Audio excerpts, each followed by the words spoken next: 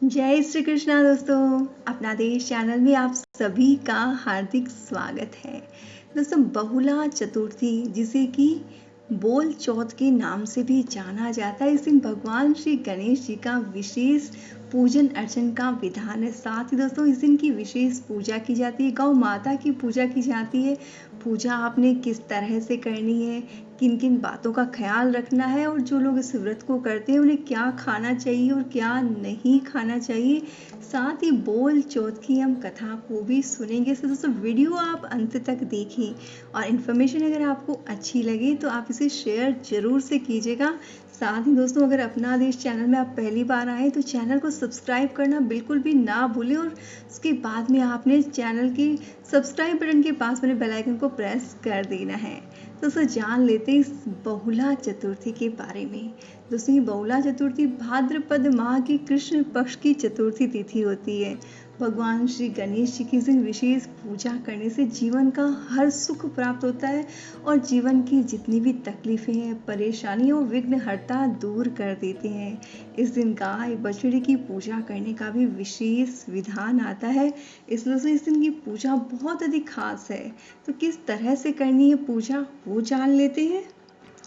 दोस्तों इस दिन की पूजा के लिए आपने सुबह जल्दी उठकर अपनी डेली की रूटीन कंप्लीट करने के बाद में आपने स्नान आदि से निवृत्त होकर साफ स्वच्छ कपड़े पहनने चाहिए और जो लोग व्रत करते हैं उन्हें निराहार व्रत का संकल्प ले लेना चाहिए। और शाम के समय में गौ माता और उनके बछड़े की पूजा की जाती है। दोस्तों कहीं कहीं ऐसा विधान भी आता है कि शेर, बछड़े और गाय की मिट्टी से मूर्तियां तैयार की जाती है और फिर उन मूर्तियों की पूजा की जाती है। आपके यहाँ जैसा विधान है आपने पूजा उसी तरीके से करनी है। और साथ ही दोस्तों इस दिन कई तरह के पकवान बनाए जाते हैं। जो भी पकवान बनाए जाते हैं उन्हें शाम के समय गौ माता को भोग लगाया जाता है और अपने हाथों से गौ माता को फिर खिलाया जाता है। लेकिन दोस्तों इस दिन खास बात ये होती है कि जो भारत के कुछ राज्यों में इस दिन जौ और सत्तू का भोग लगाने का विधान होता है। जैसे कि सातुड़ी तीज में जो सातू बनता है उसी सातू का भोग लगाया जाता है।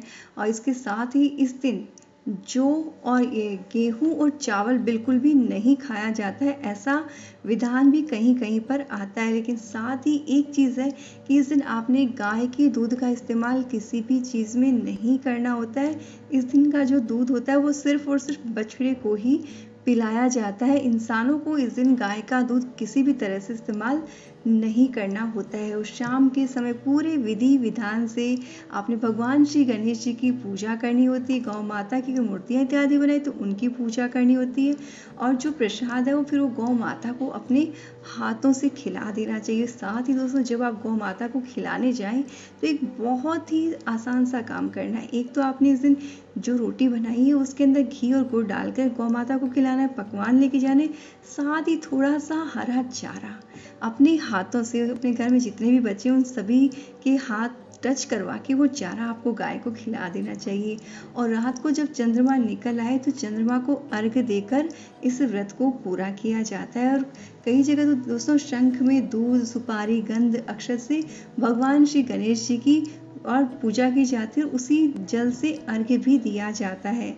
और दोस्तों संकष्टी चतुर्थी का पालन जो भी व्यक्ति करता है उसकी सारी की सारी मनोकामनाएं पूर्ण हो जाती है। मानसिक शारीरिक कष्ट जो भी है वो दूर होते ही है, साथ में संतान का सुख प्राप्त होता है। और संतान के जीवन में किसी तरह का संकट, परेशानी, बाधा, कुछ भी टेंशन होती है तो वो भी ये व्रत करने से दूर हो जाती है। इसलिए माताओं को विशेष तौर पर अपनी संतान के जीवन की जो भी परेशानियां उनको दूर करने के लिए इस व्रत को जरूर से करना चाहिए।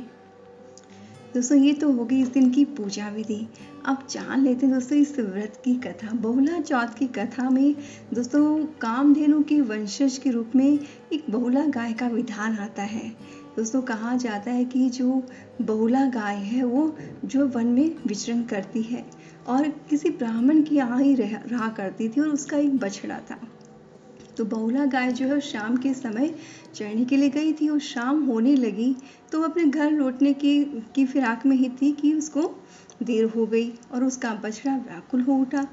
और ऐसे करते करते वो घास चरते हुए झुंड में कहीं बिछड़ गई और जंगल में काफ़ी दूर निकल गई। और जंगल में वह अपने घर लौटने का रास्ता भी खोज रही थी, लेकिन उसे कुछ भी दिखाई नहीं दिया और वो घनघोर जंगल में पहुंच गई। और वहीं पर भगवान श्री कृष्ण के मन में हुआ कि क्यों न आज बहुला गाय की परीक्षा ली जाए। और उन्होंने एक खूंखार शेर का रूप धारण कर लिया और बहुला गाय के सामने प्रकट हो गए। और फिर शेर बनकर उन्होंने बहुला गाय पर झपटा मारा। तब बहुला उनसे विनती करने लगी कि उसका एक छोटा बछड़ा है जो उसकी राह देख रहा है, जो उसका इंतज़ार कर रहा है कि मेरी माँ आएगी और मुझे दूध पिलाएगी। वो दूध पीने की प्रतीक्षा में मेरा इंतज़ार कर रहा है। कृपा करके आप मुझे जाने दो, मैं उसे दूध पिलाकर वापस आ जाऊंगी। तब आप आकर मुझे, जब मैं आ जाऊं तो आप मुझे खाकर अपनी भूख शांत कर लेना। शेर को बहुला पर विश्वास नहीं था कि वह वापस आएगी।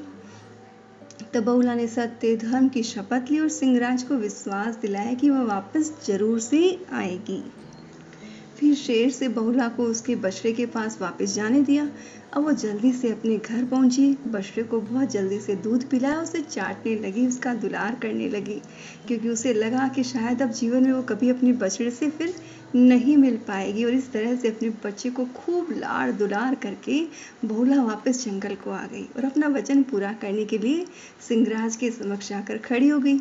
शेर को उसे अपने सामने देखकर बहुत हैरानी हुई और बहुला के वचन के अनुसार वो सामने सर झुकाकर खड़ी थी।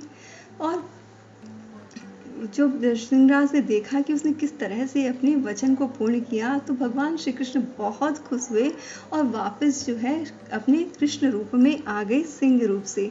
तो गाय को बड़ी हैरानी हुई और फिर उन्हें बहुला को बहुत आशीष दी और कहा कि जो भी इस भाद्रपद माह के कृष्ण पक्ष की चतुर्थी को तुम्हारी पूजा करेगा, तुम्हारा ध्यान करेगा, तुम्हारे नामों की रटन लगाएगा, उसके जीवन में कभी भी कोई संकट नहीं रहेगा, उसके संतान हमेशा सुखी रहेगी, उसके संतान के जीवन में कभी भी कोई दुख परेशानी बिल्कुल भी नहीं आएगी। इस तरह से उसने जो भगवान श्री कृष्ण से आशीर्वाद पाया और वो सकुशल घर लौट आई, प्रसन्नता से अपने बछड़े के साथ रहने लगी। तभी से बहुला चौथ का ये व्रत रखने की परंपरा चली आ रही है।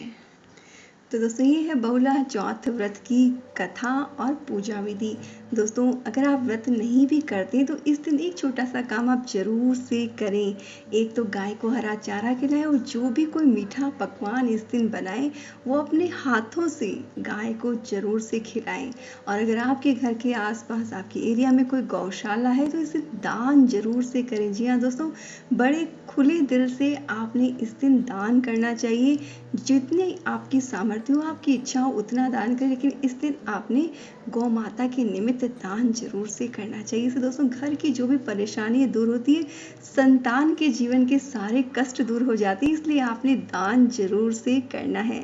और साथ ही दोस्तों इन्फॉर्मेशन अगर आपको अच्छी लगी हो तो इसे शेयर जरूर से कीजिएगा और चैनल को सब्सक्राइब करना बिल्कुल भी ना भूलिए। हम मिलेंगे नेक्स्ट वीडियो में, तब तक आप देखते रहिए, शेयर करते रहिए और हमेशा मुस्कुराते रहिए।